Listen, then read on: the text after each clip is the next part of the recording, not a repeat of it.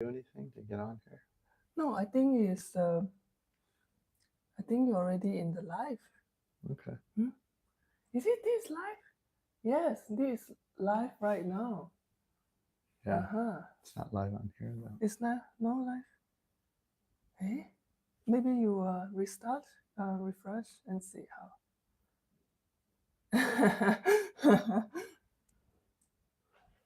Let me see. It should Yeah, be there live. we are.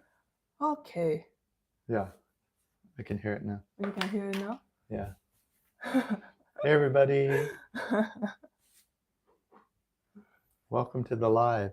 Welcome to the live. I see anyone right now? I haven't seen anyone, but I see there is 8 people here right now. Yeah. Maybe the question is not here. Okay, perfect. We see one now. Howdy. David here from Florida. Hey David. Hello, how are you? Where in Florida are you? Got family down there. We cannot wait them to be answers question. This most. Well, there's a delay. Yeah. Yeah. So yeah, so we've been traveling through Eastern Europe for Orlando. That's where he's from. Ah, Yeah, Central near Orlando. Orlando. Yeah. That's a good economy there, I hear, because of Disney World or whatever. Oh. Yeah, a lot of jobs over there. Uh-huh. Yeah, so as you probably have you been watching, we're in Sri Lanka, and then we flew north to Turkey, Yes, Istanbul. Istanbul, and then we went to Georgia, Tbilisi. yeah. Yes. And then we went to Yerevan, Armenia. Yerevan, Armenia. Yes. And now we are then we went to Sofia, Bulgaria. Uh-huh. And now we are in Varna, Bulgaria. So. Yes. And so we are here to talk about our travel and why we were traveling separately. Yeah. Yeah. That is the thing of, is that, Paul here from Malaysia. Paul here from Malaysia. Hey, Paul. Hey, Bill Waters. Let's see this. Ellen Vannin. Uh-huh. Okay. It's perfect right now. So we can see. Yeah. Yeah. So hi everyone. It's been a long time that I didn't do in live. I forget what should I talk already. I would love to show you Varna right now in Bulgaria, but the weather is quite cold here. Yeah, it's cold. It's not cold for some of you, but for us Southeast Asian blood people now. You're not from South Asia. My blood is though. I'm from Asia. It's probably 63 outside and sunny, but it feels cold to us, doesn't it? Because we are near to the beach, so the strong wind is very cold. Yeah. Yeah, there's a little wind factor. I wouldn't call it strong wind, but it feels cold. Yeah. Paul, thanks for this live broadcast. World Traveler, hello from France. Hello everyone. Hello. It's Neil great Richardson, hi from UK. Wow. Now it's mostly from the Europe. Jack Ryder. Oh. Nice to see you guys do live. It's been a long time. We miss you guys. That's why we're doing live. We like to speak with you guys, to check how you guys doing, out there about our thing. Yeah.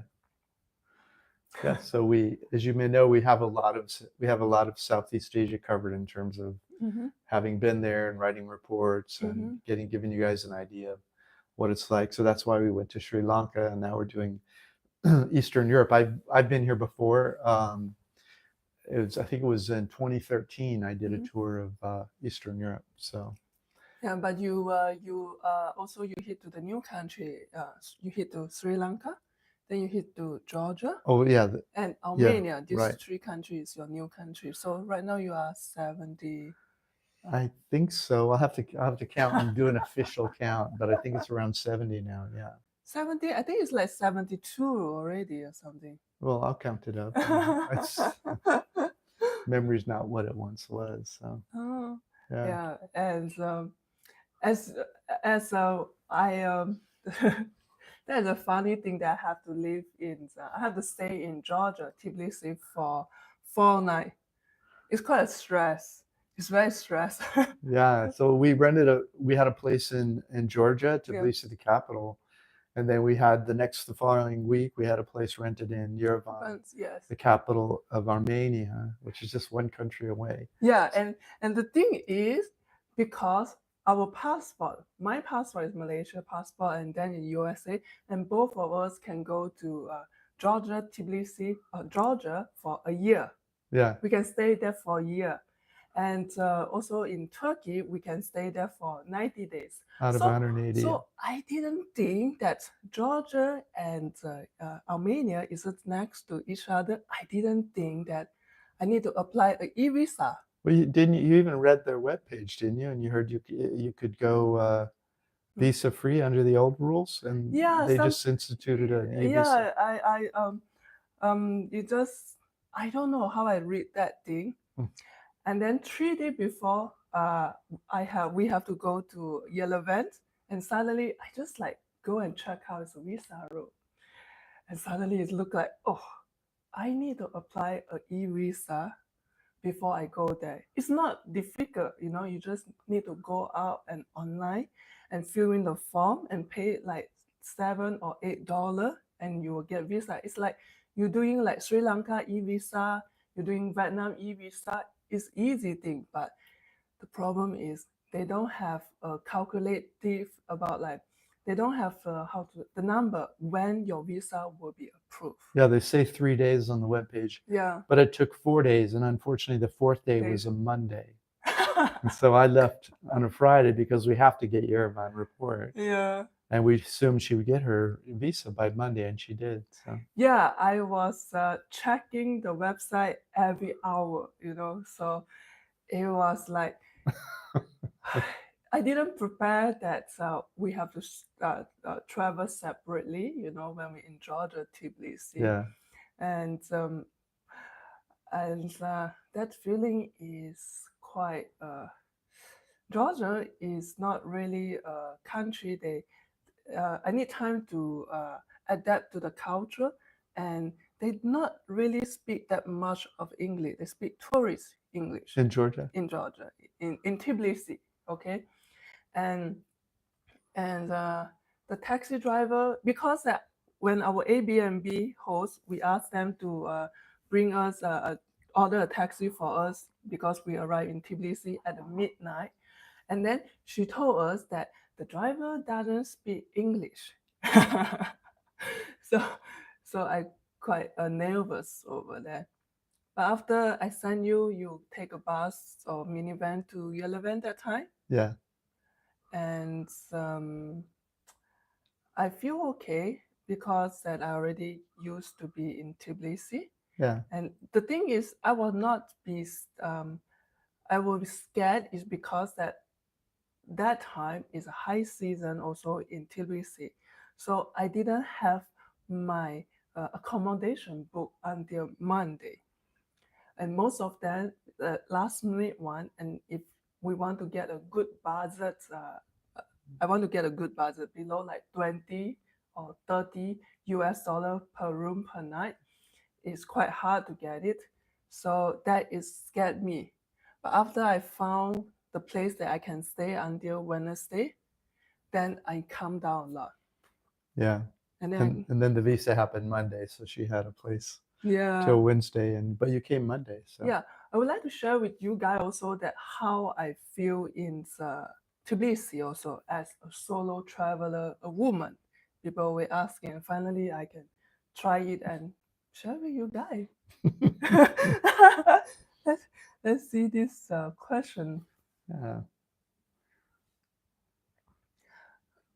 We got Jack Ryder. Where are you guys currently, and how has it been? We're here 2 days. We're in Varna, Bulgaria, which is on the Black Sea. Mm-hmm. I was here in 2013 and I enjoyed it. So I wanted Chung to see it. It's not Southeast Asian weather. It's cooler. We went to this ocean today, the seaside. I We just did. used my hand to touch the water. It is very cool. But water doesn't smell. Smell. Ocean doesn't. Sometimes you have a smelly, like salty. Yeah. The smell. Yeah. So it's a beautiful town, and it has buildings like from 1880 to 1920, and some of them are refurbished, some are not. But it's a really nice community. We're enjoying it. We've only been here 2 days, but Sofia, we love that. That's the capital of Bulgaria. We were there before this. I So love Sofia, and also I love Varna here. yeah. Yeah. So Lori Rickert, I love watching your channel. You're a beautiful couple. Thank you so much. I feel like I'm traveling with friends when I watch your channels. Thank you for the wonderful information. Well, thank you, Lori. We hope to hear your travel stories someday. Yeah. And living, working outside the box. How do you feel about Sri Lanka? I have the feeling impression it's like India in respect to high risk of food sickness and issues. We didn't get sick at all. I lived No. in India for 3 years. I think the first year I got sick once. And so I didn't have much food trouble in India, and we didn't have any in Sri Lanka. No. So Only one thing: if you cannot take spicy, it's hard for you to live there a little bit. yeah, Sri Lankan is Slightly not spicy. the same as Indian food, but it's Yeah. similar, It's similar. and they do like their spices. They do like the spices. You can ask for non-spices also. They have. Yeah. But if you cannot take spicy seafood, do not try their chili. Definitely cannot, because I cannot take the spices over there either. Yeah. And then my pimples, my face keep pooping those, pimples. Oh, wow. Yeah, and I would say it's not really like India per se. India's a big country, and there's 16 countries there that at one time that are all combined into one now. And so they're all quite a bit different. But overall, I would say India is a higher number of people per square meter or foot or whatever than Sri Lanka. Sri Lanka seemed a little less populated, a little more wide open. And it's people describe it sometimes as like a nice India or a kind India. And I would say sometimes in crowded spaces in India, people are maybe not as polite as they are in Sri Lanka. So that's one of the things I noticed. And they seem to be a little more laid back in Sri Lanka. I don't think you have to work as hard in Sri Lanka maybe to have a decent life, whereas in India, it's a little more of a challenge, I think. So I did notice some difference in that. But both Indians and Sri Lankans are the nicest people in the world once they're your friend. It's only in public where when you're in a group of people you don't know that you'll notice a slight difference. So.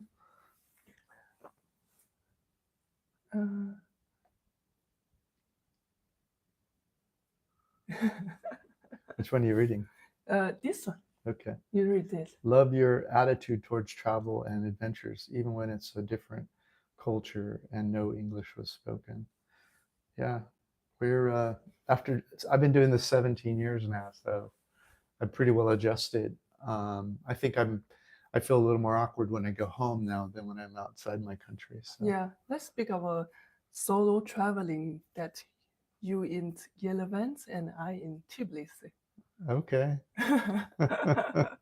I think that this is quite interesting to share as a solo traveler, because we always make video as a couple, and people would think as a couple that it's more easy to facing some difficult, like when you go to asking like get a taxi, buying food, if someone cannot able to communicate, the next one will help to communicate. Right. I agree this for sure. But actually, you know what? I love Tbilisi when I'm alone in the Tbilisi. Yeah? It's so fun. You know why? Why? A lot of people come to talk to me. It's just so, they are, maybe when I'm with you, they are not really like come and say hi or anything.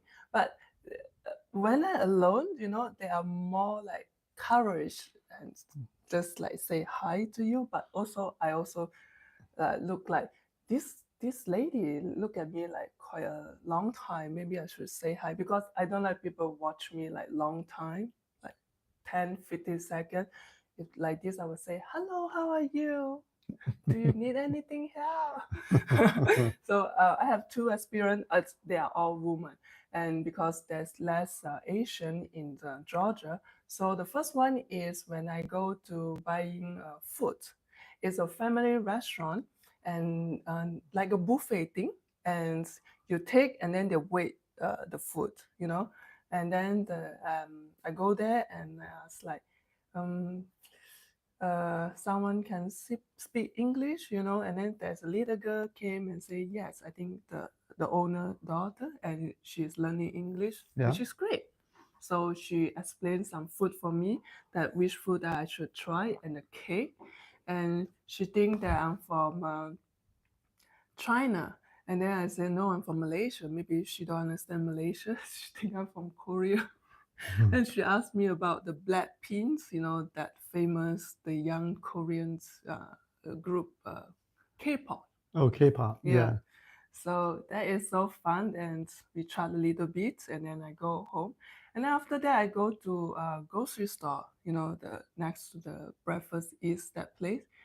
And that lady looked at me also quite a long time, like, did I do anything wrong or something? You know, like fine. I just walk and go to paying my grocery stuff, and she speak uh, konnichiwa to me. Oh. She speak Japanese to me. Yeah.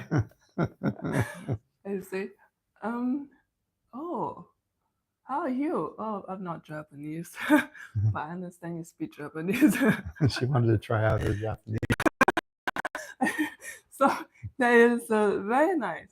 And I didn't go out at night because I just feel tired doing all these research things. So I just walk around in you know, buying food, go to the park, you know, and I feel safe. Yeah. I feel safe by myself alone. And you see my third plate. Okay, by the way, I moved 2 places when I'm alone in Tbilisi. That's why I'm so stressed because I cannot get my plate. I have to arrange how to check out, and but luckily the third place that I stay is just walking distance 400 meters. So that's a great one. And you see the outside is graffiti a lot, and you know, but when you go inside, it's a very quiet neighborhood, you know, community, and it's clean and it's beautiful, you know. So Yeah. I'm great that I found that. So I just want to say that it is safe for me to be in Tbilisi for 4 days. And I travel by myself. I get a taxi in the early morning. I catch the first minivan to go to Yerevan. Yeah. Yeah. I will talk about how I go through the Yerevan later. But would like to know your experience about yourself in Yerevan that time. It was pretty predictable. I mean, I got there and checked in and went for a nice walk around the city and got a feel for the place. It's Armenia. I'd never been there before. Mm-hmm. And I was surprised. It reminded me a little bit in some ways of Russia. Of course, Armenia was part of the Soviet Union for a time. Mm-hmm. And so it had the wider streets with like 2 lanes in both directions, whereas Georgia was more of an older city with Yeah. cobblestone streets and older, maybe older buildings. A lot of Yerevan, the center part of it, Yeah. was built, you know, in the last 100 years or so. So although the buildings look older compared to like the U.S. where everything's new, they really aren't that old. So I walked around, and then on Saturday night I went on the bus, on the minivan to Yerevan from Tbilisi. I met this young couple who had a store in both Tbilisi and in Yerevan, and they travel back and forth between them. And they texted me a list about their favorite restaurants and of their favorite nightlife. Yeah.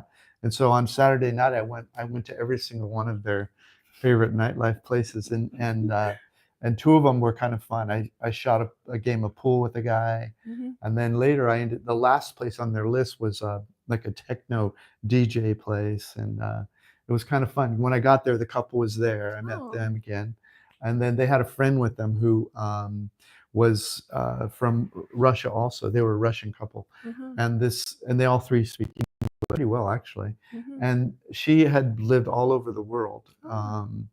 And so we were talking about places we traveled to and stuff. So it was fun on Saturday, and then on Sunday I slept in mostly because I was out till like 1 o'clock in the morning. And but it was a fun city. I think of the two though, I prefer Tbilisi because I like the skinnier streets with the cobblestone and there's something more intimate about it. You know, the single lane or double lane streets rather than those And wider streets. and And you also was out late, right? So you are come home by walking by yourself. You yeah, didn't take oh any yeah, there's taxi. no. I have pretty good travel karma. I never have any kind of trouble. And I also have good common sense. Like if I'm walking down the street and I see what I think might be trouble, I'll turn right or left and go around it. I don't try to walk through trouble. But there was nothing like that at all. It's a very safe. Both of those cities felt very Yeah. safe to me. Oh, so you feel safe in Yerevan Yeah, by yourself very alone? safe, very safe. Mm-hmm.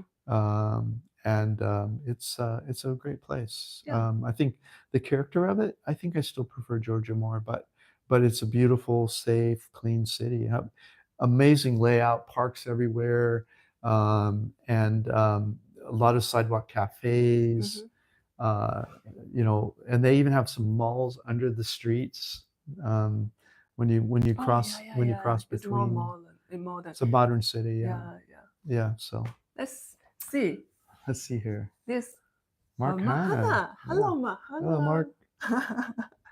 Nice to see you Yeah. or see your name. How about Abe Pamelaris? My 30-year-old niece prefers to travel on her own as well. Very inspiring. Oh, Jack sweet. Ryder. They met on Tinder. Someone must have asked Oh yeah, how we yeah, met. Yeah. J.W. Chan. Have you met any family with school-going kids able to do slow travel? yeah. Family. We met one family in the Philippines, and I think there was a couple with two kids. Right. It was in can't remember which island. They are from UK, so they are travel with the kid for like 8 months, if I'm not mistaken. Okay. Yeah. How old were the kids? Maybe I'll remember. Oh, it's quite old, like 10, you know? Yeah. Yeah, and yeah, you was talk with the kid a little bit. They are very curious about the world. Uh, the kid asks a lot of different kind of questions. Yeah. But over the years, I've met a lot of families that travel. For example, when I was in India, there was a family that worked for the State Department and had two daughters. And they were in India when I met them, but I watched their Facebook page and they've been all over the world. And so they're not slow traveling, but they move about every 2 to 3 years. The State Department moves them, and their daughters they actually are very bright because of it. They've learned multiple languages. They've learned all about the world. Mm-hmm. They're very nuanced in their understanding of the planet and the people on it. And so I think it's a good thing for kids. Of course, if you're slow traveling, you're going to have to homeschool them, which they do on and off depending on how good the school is wherever they're living at the time. Yeah. But I've met other slow travelers that it's more. I would say if they have kids, that's not. They're often they'll stay in one place during the school year. You have that limitation if you're not going to homeschool them. It depends on their age, of course. And then I have one of my best friends raised his kids, you know, in mostly in maybe at least for 3 or 4 years they were in India. Mm-hmm. And so a lot of people do that. I don't think it's there's even a web page. I think it's called World Travel Family Yeah. that caters more They to have a that. lot travel family travel, but for us to meet, I just remember one couple. Okay. Yeah. Yeah. Let's see what else. Yeah. Well, that was J.W. Chen. Um, Oh. Oh. Okay. Best part though of me is your course on setting up a YouTube channel for extra money. Yeah, that course is my webpage. I mean, if you want to set up a niche business where you're you know, with ebooks and everything, my training is how to set up my webpage. If you've seen it, so thanks. I appreciate that. It's really been. I tried a bunch of other stuff before that. I tried selling physical products on Amazon. I tried some uh, affiliate marketing. I tried a bunch of different things. But I think the problem for me is that it never really felt authentic because I just didn't really care about physical products. And for affiliate marketing, it's like, I don't know, it's kind of odd.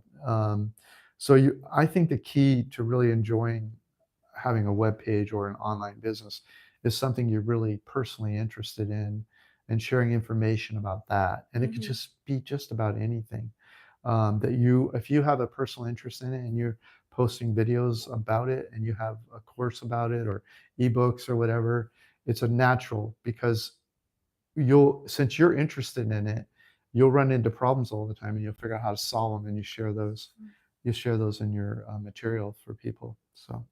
Yeah, Paul asking if in any of those countries and needing medical care there is beyond what they call handle, where would you go?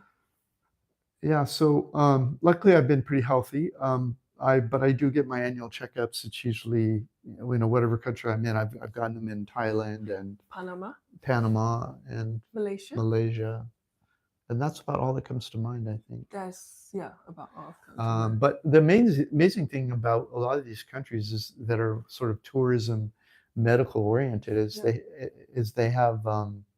In fact, watch tomorrow video on my channel. There's a guy in there talking about going to Malaysia and he got a screening done.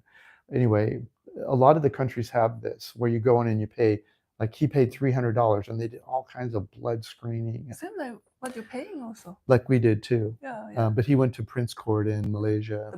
Not the best, but it's the best. It's just they are the most expensive hospital. Most expensive, yeah. And the expats always want to go to the most expensive hospital. Yeah, the most expensive hospital. They are the best. They are the best, and they're also the expensive one. Yeah. So best. I'm not sure the medical care is better. By best, I don't necessarily mean you won't get as good a medical care. It's just that they're more adapted to expats. So they'll make sure that everyone meeting you speaks really good English. And but I think that everyone's in Malaysia that they all speak.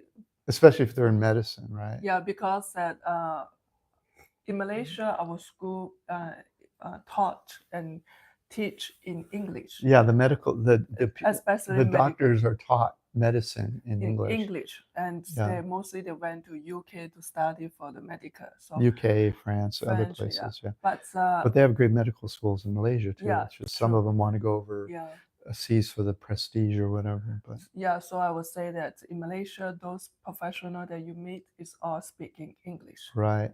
So I think when you're new, you'll probably have a different comfort level, and you may want to fly here or fly there for to get maybe a second opinion or whatever. But after time, you'll realize that depending on what country it is and how developed they are, that you're probably in pretty good hands for 80 or 90%. It's the idea that you have to fly to another country for care. It does happen. Depends which one you're in. But it's not that common, as you're researching whatever's wrong with you and what the available care is and your comfort level as information develops, you'll decide whether or not you want to go to another country. But that is what some people do. Yeah, and also that we do like a teeth cleaning, dentist cleaning in Mexico. Yeah, I also have my body check also in Panama. Yeah. And the prices it's way more expensive. It was on 2019. And in Panama? Panama. Way more expensive? Than Malaysia. Yeah. Yeah. So Malaysia was like $300 and Panama was $400? I mean. Oh, I do like a body checkup for the female. Yeah, you had a sonar scan of your breast cancer, the pap smear test. Pap smear, yeah. It costs $200 in Panama City. Yeah. With a professional. Yes, that is a gynecologist. But it cost me. It's very cheap. It's like less than $100 in Malaysia in the private hospital. also with a two professional doctor. Yeah. And pap smear test, all these things is very cheap also in Malaysia. Yeah. So when she says way more expensive, 400 instead of 200. Now just the sonogram in the US is probably a 1,200 or 2,000. I don't know what it is, but it's a lot more money. And that's not the doctor. It's not the report. It's not And also, the meds. you guys have to make appointments like Yeah, you a don't month, just 2 months. But in Malaysia, you can just walk it anytime. Yeah, That's the best thing in Malaysia. So it's a whole different world, and until you experience it, you won't really understand what it is we're trying to communicate. But it's accessible, it's reasonably priced, and you'll feel safe depending on how new you are at it and how your questions are answered. And yeah, check the video tomorrow at Dan channel and also my video that we talk about this healthcare thing that we already been done. That video, just search about that. So do you guys purchase a health insurance when slow traveling? I don't. We only purchase during that's what they call pandemic time. It was required by some countries during the pandemic. Yeah. But after that, we didn't do. But Yeah, do you have? I probably didn't have health insurance for most of this first 17 years. I think 16 maybe and a half. And I just bought it almost 9 months ago. It was because it seemed so reasonable to me. I'm 63, and it was $2,500 for a year with a $2,500 deductible, good anywhere in the world except the USA, which I would not go back to now that I know how good healthcare is outside the USA. Nothing wrong with the USA; they have great healthcare. Yeah, they are. But like my last policy I had in the US, didn't want to have a high premium, so I had like a $10,000 deductible, and I think it was still like $500 or $600 or $800 a month or something. So I don't know. To me, that's not really feasible, and you don't want to just walk into a hospital there. You could spend $10,000 in a hospital. So the U.S. does not make any sense to me healthcare wise. So I would never fly back to the U.S. for healthcare, and so. It made sense to me to buy this policy. And so if you Google Vagabond Buddha, my webpage, and the word healthcare, I think it'll come to the top and you can find out what healthcare. If not, just leave a message on Vagabond Buddha under contacts, under more, under contacts, leave a message and I'll send you a link to it. Paul also, he went to Prince Court for vaccine. For vaccine? Yeah. Oh, nice. Yeah. Yeah. Yeah. Vaccine's kind of a dirty word for a lot of people now, but if you remember when we were kids, we got vaccines like polio and all these different vaccines. And so when you travel, you want to keep up on your vaccines because there's what they call travel vaccine. Travel vaccines. Yes, yeah. We done our travel vaccine in the Thailand and also Malaysia. Yeah. Yeah, and the pricing in Malaysia definitely is cheaper. Yeah, it's way cheaper outside the US. You have the vaccine. You have the hepatitis A and B vaccine. Hepatitis A and B. Yeah. You have the same brand that you have in.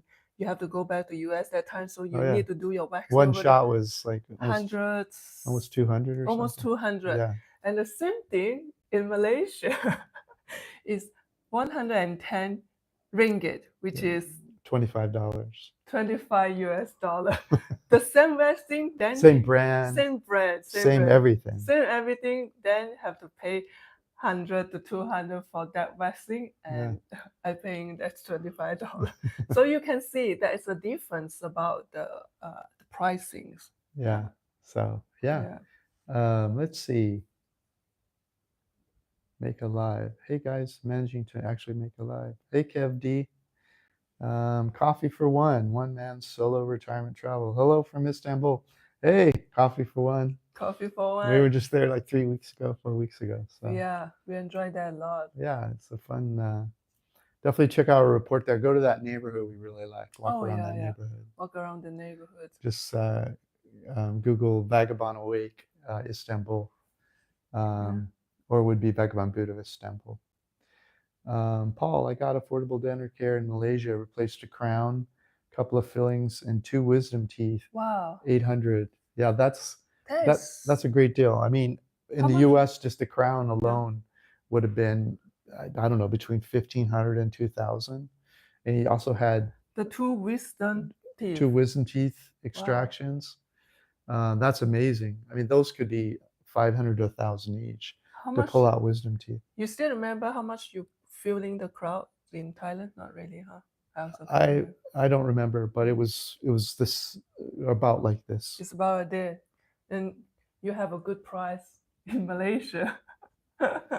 Yeah. Sharing us about the dentist, the office. So maybe next time I can go there. Yeah. Hello, everyone.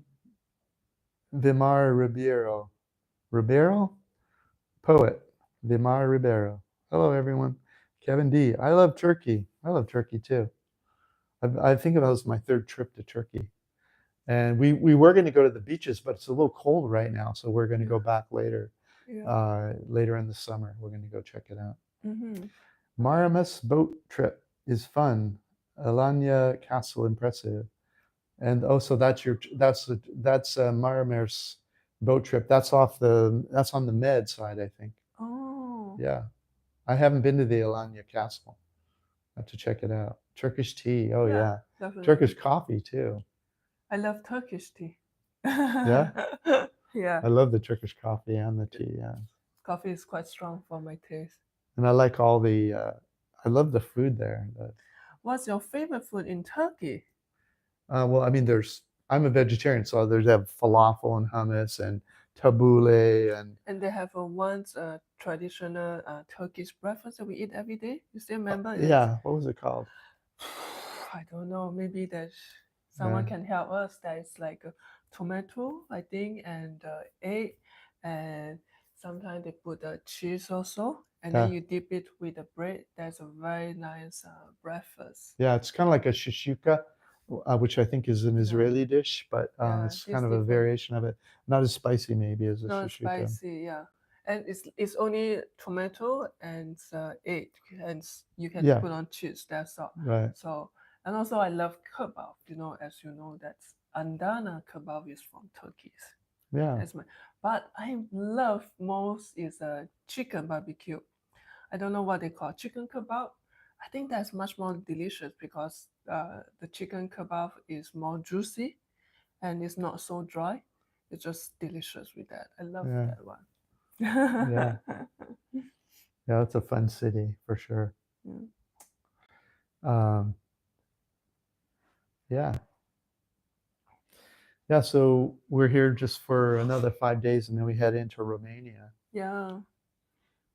And also in this tour in Turkey, in Georgia and Armenia, we learned quite a lot of things,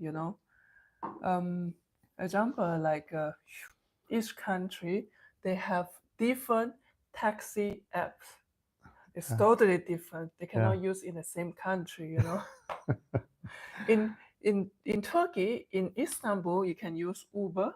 I only suggest you use Uber because we have another taxi and that is terrible. The taxi app, which will go unsaid. It's just terrible taxi app. Yeah. And that's also in the Georgia. Georgia is using Bolt.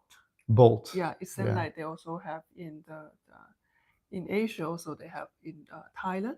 And this one I will keep it because it's can use in few countries together. Yeah.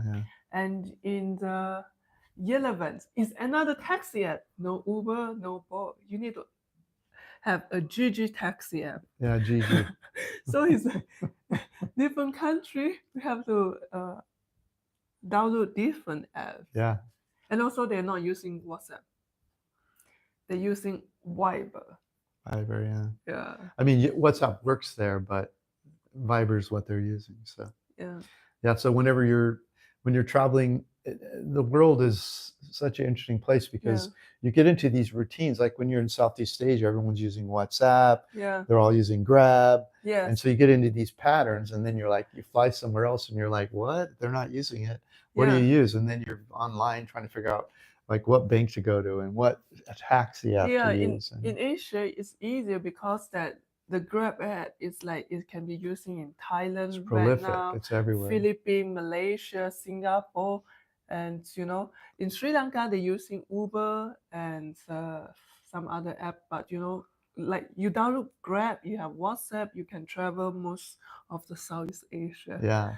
And one key tip, if you're going to a place and you don't know which taxi app they're using, you've read about it, you've Googled and whatnot, and you can't figure it out, ask your host. Like, for example, if you're staying first at an Airbnb or a hotel, ask them if they can send someone to the airport to pick you up. Because once you're on the ground there, you can ask about taxis and get information from locals. Because some countries are more connected. All the information is online in some countries. Other countries are not really that well connected, and you have to get your feet on the ground and talk to people to figure out what's going on. Yeah. So if you can't figure it out pretty easily, ask your host, hotel or Airbnb or Booking, if they can send someone to the airport for you. That's nice. Paul said, go to check out the Dracula. I've been there. I've been there. That's cool. We are going there soon. Yeah, there was a man in Romania who was a tax collector, and so he got this nickname of Dracula. And his now the home where he's dead now. This is, I don't remember how long ago. I thought Dracula is a vampire. Yeah. Oh, so it's not a real vampire castle, huh? I don't believe there's an actual blood-sucking human being running around, but the Dracula's castle. I don't know if the fable of Dracula came from this tax man. I don't know the history of Dracula, but I think in popular culture, Dracula is from Romania. Yeah. I think, is it Transylvania or something? I don't know. Yeah. But whatever town that is, maybe Paul will know what town it is. Yeah. I don't think the town's called Dracula, but anyway, you can go to his home, and it's pretty fun the way they decorated it. It has like, I don't know, the paintings and stuff. It's kind of fun. We're going to see. I will check about that. Yeah. So I've seen your best 15 to retire. I just want to know that, can you really live under 1,000 in Ubud? We did. Koh Samui, I think we spent more than that in Koh Samui. 1,200. 1,000 to 1,200. I don't remember. Do you remember Koh Samui? What we spent? I can't remember. I can't remember either. Yeah. But Koh Phangan for sure. Koh Phangan is. So I have a report out called How to Find Apartments. Now, if in most of the world, if you just go on Airbnb and say, oh, I'm going to find an apartment, you're paying top dollar, because connected landlords are getting top dollar. You're not going to be able to get the way you get a deal is you stay in a place like 3 to 4 days, you put your feet on the ground, and then you walk neighborhoods and you look for something that's more local feeling instead of that's adapted to international tourists. Yeah. And it's when you get more of a local like neighborhood, and accommodations are more local. They're not, if you will, first class sort of accommodations. That's where you can really get your rent down. And the key is always your rent. You want to start with like somewhere between $250 and $350 in rent, and then you have a chance of making that $1,000 number. Yeah. And one thing is about this. Cannot. Oh, this one. But I was very impressed with your Vietnam material. Last year I spent 6 months in Brazil, in Sao Paulo, but there's homeless everywhere. Although I speak the language, safety is my concern, Dan, as you say. So in Sao Paulo, actually, Brazil is one of the only places in the world where I think you kind of have to be on your game. Like in both Sao Paulo and in Rio, like I've been all over that place. Like not the favelas, I think they're called, or the ghettos, but like out in the party area and all that stuff. And I was okay. But you have to really be aware of what's going on around you. You can't have too much to drink. You can't have 5 drinks and walk around in the middle of the night. You might be okay, but you have to stay on your game. You have to be aware of who's around you. Are they watching you? All that kind of stuff. Honestly, Brazil is very into, I can't remember the name of their martial art. I think jujitsu is from there, or was brought there from Japan. I forget the details, but they're really into this ultimate fighting stuff there. And that's also true in the US. If you go out on a Saturday night in the US, it's not unusual to see fights. And Brazil's the same way. It depends on city, it depends on time of day, it depends on neighborhood. There's a lot of factors, but I would say Brazil is probably and the US are two of the places where I would worry the most in the world, which is kind of, I mean, other than a war zone. And so you can get into trouble if you're not aware of what's going on around you. And again, it's neighborhood dependent. So. And we are going to Brazil, so. Yeah, we're going to go to Brazil. I don't know, next in the fall. Yeah, it's in the fall. So Jack Ryder said, so do you go to this apartment renting agency? I would say that it's depending. Not really. You mean, is this reference to Da Nang or? So everywhere's different. You kind of have to just see what's out there. I mean, you can start with Airbnb when you first get there and get a place for a few days. And the other thing is, if you're only going for a week, how much time do you want to spend on trying to rent an apartment for really cheap? If it's necessary, then do it. But really, the way that you talk about a monthly cost is by staying somewhere a month, and you have to start with the rent to get a good rent rate. And it could be anything. It could be walking around. It could be sometimes you find good Airbnbs. Yeah, like I can give some example. Like in Ubud, we found a place for a month by walking around. By walking around, yeah. And get the we had a couple choices, really. I mean, we had the one we got, which I think the number's $311. I would say that I did search in the Facebook expat group and check with the putting the posts and then people offering, and we go check. But the real one that we stay in Ubud is by us walking around. Just go in and see, do you have anything? Anything. Yeah, and so while walking around, there were two we found. The one we stayed in, which we absolutely loved. You can watch our Ubud video. I think that was $311 or something. But we also found one other one that was going to be like $280, but we didn't like as much. It was a little smaller. There's not a lot of light. And also the next one is in Vietnam. Vietnam in Da Nang. I also found first thing how I found apartment that in a dance video you have how to find the perfect apartment. Right. And I can share experience in Vietnam in Da Nang is I found those apartment is by in the expat group. They have a lot of people posting their apartment, and then I make appointment with them, and then go to check their house, electric, and the internet, and then only decide. And some also is property agents. Yeah.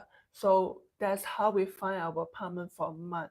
Like Dan say, if you just want to go there for a week, that's not necessary to find all these things. Yeah, it's too much work. You spend 3 days finding a place to save money for 4 more. I mean, it doesn't make sense. And no one will renting you for a short period. Right. They're all renting you.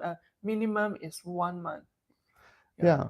And so, but there's another level lower than that. I mean, if you're on Facebook and you're walking, you're doing that and walking expat neighborhoods, you're going to get one kind of price. But then if you go back into the local areas and you want to get under 200 or something in Vietnam, you can do that. It'll just take you another day or two and walk around and to find something. But depends what your goal is. Yes. Hello from Colorado Springs. I've been watching you guys for a few years now. What's your top 3 cities in the world for great weather? Food, cost of living for staying 9 months of the year. One question. What is a great weather? The great weather, some people like cold weather season, and hot weather. It depends. So what is the cold? The great weather is very confusing. Yeah. So 9 months, he's probably a snowbird. He wants to go home for 3 months, or Spanger. I don't know if that's a he or she, but So I do a report every year of the top 15 places in the world to retire cheap in paradise. If you just Google Vagabond Buddha top 15 places in the entire world for 2024, you'll see the rankings, and then it'll go, I go through all 15 of them and why I picked them. So that's a way to do that. It's a good video too, honestly. While I'm talking, I'm showing you the places, so it's kind of cool. How is Georgia really? I always hear good thing about country and its people and cause.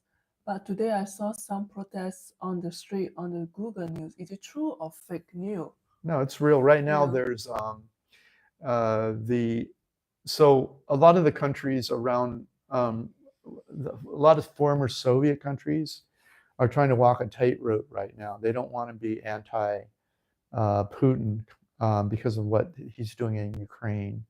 And so some people believe that the Georgia government is trying to give a fig leaf or a peace offering to Putin so he doesn't come into their country. And so they're passing this law, the government is, it says it's a reporting requirement. If you're an organization and you're getting funding from foreign countries, you have to report it. And the citizens are angry about it. There's a controversy there about it. But we were there for a couple of the, we watched a couple of the demonstrations or whatever, and it seemed harmless. We heard the other night the police were shooting tear gas or whatever, but you know what? A lot of this stuff's going on all over the world now. And we try to stay out of politics. And I mean, right now in the US even, we have, we had, as you know, we had like riots, whatever. Well, you can say about Malaysia also. Yeah, I mean, every country have the politic problem. Yeah. Yeah, just go to the country, you feel peaceful. Yeah. A lot of the countries in Southeast Asia are pretty peaceful compared to the rest of the world. But I don't really see that. I wouldn't not go to Georgia because of that, because it's honestly, even the police there in Georgia really don't want Russia coming in. So they're not like beating up citizens because they want. No, they are very peaceful demonstration. That what you said. It's happening in. They just can't have the buildings torn apart there by people protesting. So they have like in the night they have demonstrations. Boom, boom, boom. I mean, boom, boom, boom is a noise. It's a boom, got bombs. No bomb. Okay. I'm saying boom, boom, boom is people making noise, screaming that what they want, Yeah, protest. But the next day morning is back to the normal life.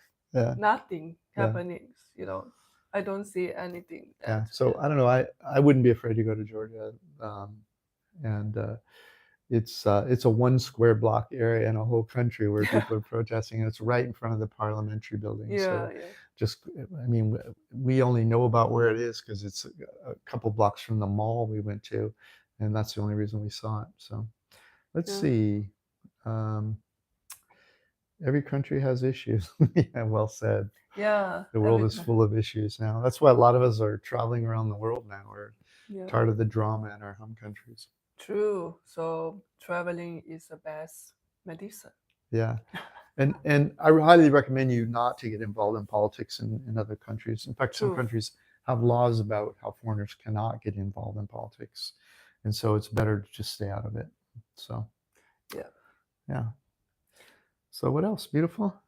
It's about talking about Georgia and Armenia. Yeah. Yeah. So or Bulgaria. Or Bulgaria. Yeah, I really fell in love with Bulgaria the first time I was here in 2013. So this is a repeat for me. And it's just I really enjoy it. A lot of the Eastern European countries were not burned to the ground during the World Wars because they had skirmishes or whatever, but they weren't completely bombed out of existence. And so you have these very old buildings. And then in the parts of it that were taken over by the Soviet Union, they didn't have much money during the Soviet era. And so a lot of these beautiful old buildings kind of were crumbling, but they're just so charming. And it's so charming. And now that they've they're more Western facing. Yes. A lot of these buildings have been beautified, but I think the old crumbling ones are just as interesting, I think. And also they have lighter. Lido chugging her food. We really do love Lido, don't we? We do. It's so nice to be back on this part of the world where they have the Lido grocery store. Yeah, Lido grocery store have the good selection of wine and the bread, And cheese. And cheese. I love the bread, and Yeah. ham, and also olive, So it's nice to be having some European food. Yeah, and they also have all these like pre-cut servings it's really reasonably priced, like a bag of like salad that's already pre-cleaned or Oh, whatever, yeah. and so you just open it up, throw it in a bowl, cut up a tomato or whatever, and then just throw some oil and vinegar on it. You got a nice salad, and it's just really you don't like when you go to Costco in the US, you have to buy buckets of stuff and bring it home to get the good prices. But these are good prices in small quantities, which you just don't see much in the US, other than maybe Trader Joe's. It's kind of like a Trader Joe's. And also the one thing is the restaurant cost is definitely higher than you cooking by yourself at home. Yeah, Yeah. that's true. Yeah. And since we have all the ingredients here and it's cheap and easy, we've been cooking more at home. We have been eating out because we want to sample the local food. But it's very healthy. We found in Eastern Europe to just cook at home and priced right. So. Yeah. Are you going to Serbia? Yes. Dennis? Oh yeah, we are. And check out Serbia. We will go to a lot of countries. We will go to Romania, Estonia, Latvia, Lithuania, and Poland, and Croatia, yeah, and Bosnia, yeah, North Macedonia, Serbia, Italy, Albania, Montenegro, Greece, Italy. Oh, you said Italy. Yeah. And then we'll go to the beaches in Turkey also. Yeah, and the beaches in Turkey also. And that'll be it. Then I'll visit my sister in England or UK, and then we'll fly south to South America and visit some places there we haven't been. Mm-hmm. So South America, that we will go to Brazil, Argentina, yeah, and Chile, Paraguay, Uruguay, and maybe Bolivia. We're not going to go to Venezuela. That's it. That is how we are doing in our tour around, and it's quite hard to be planned for this tour because in Europe, in Central area, both of us passport, we only can be stay 90 days out of 180 days. Yeah. Both of us are the same. Right. Yeah. And so I'd been to a lot of these places, and we wanted to sneak them in to give you guys a idea of what each of them costs, so you can do cost comparisons if that's important to you. Yeah. And so we're kind of bouncing between Shenzhen and non-Shenzhen countries between now and it's like early October, mid-October. We'll be on the move through here before we fly south, right? To South America. Yeah, I think so. Sounds right. Sounds right. So that is our live today. Do you want to read anything else? Have you thought of doing any collaborations with other slow travelers? Yeah, I tomorrow, is this Tuesday? Tuesday, yes. Tomorrow's video is a slow traveler, and he's very interesting. He's the same guy who did the health checkup for Malaysia. Oh. So watch that one. And then I have a Chinese lady who's going to be on. I don't know when that'll come out, but she's slow traveling Mexico. But if any of you have, I'd love, anybody wants to come on the channel and they're a slow traveler or they're retired somewhere or they're a snowbird and they have a story to tell, just go to vagabondbuddha.com, go to contact or more. There's a more tab. Click contacts. Send me an email. Tell me what you'd like to share with my audience, and if they're interesting, I'll put you on the show. Yes. I got some guessing.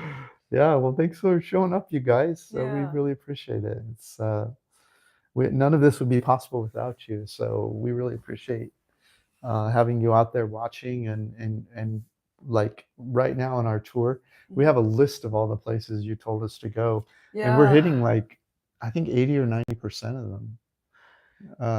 So and planning is very hard. Yeah. Very, very hard on planning.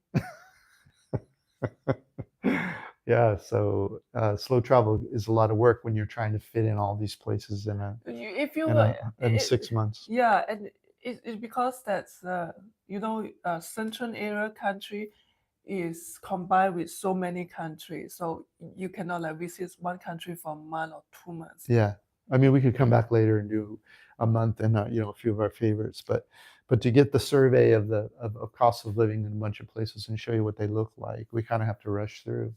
Yeah, so it's quite tired sometimes. So we have to rush through. I prefer to stay in the country, in the place for a month, so we're able to do the cost of living, to show you guys how it's a real cost of living. Right. Both of us live in one country. Yeah. Yeah.